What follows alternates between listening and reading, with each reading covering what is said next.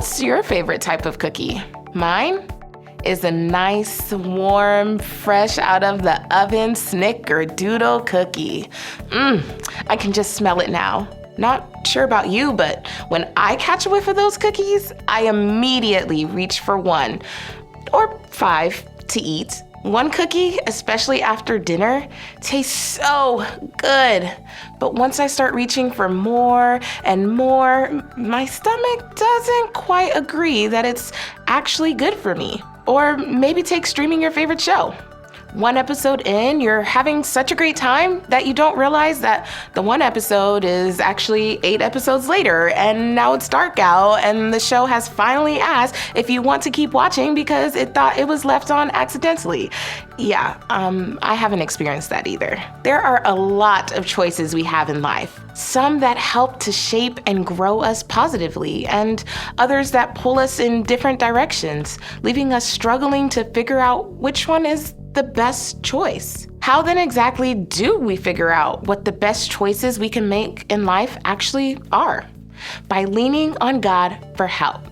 That's why we're taking a look at self-control. Self-control is choosing to do what's best, even when you don't want to. And this month, we'll help kids learn how self-control really has more to do with God than self. Self-control is a fruit of the Spirit. It's one of the ways we can tell that God is transforming our lives and we're growing in our faith.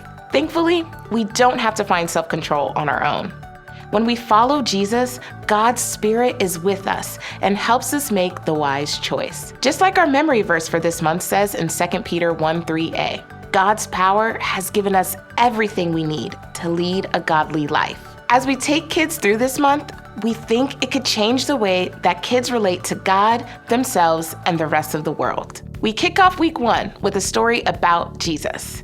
In Luke 4, we find that the Spirit has led Jesus into the wilderness.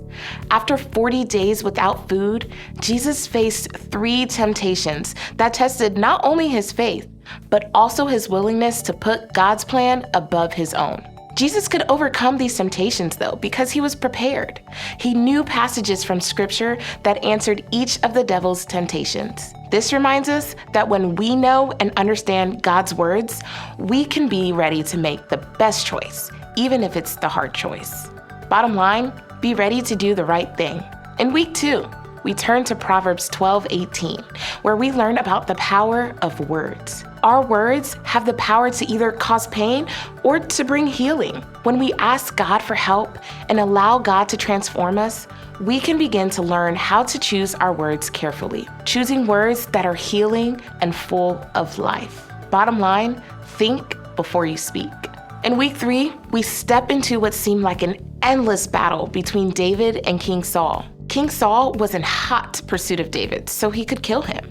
But when the moment arose to flip the script, David chose to show self-control instead with how he handled King Saul. David knew that he was next in line to be king and could have rushed the process, but he realized that if he took Saul's life, he would not be choosing God's best plan for his life.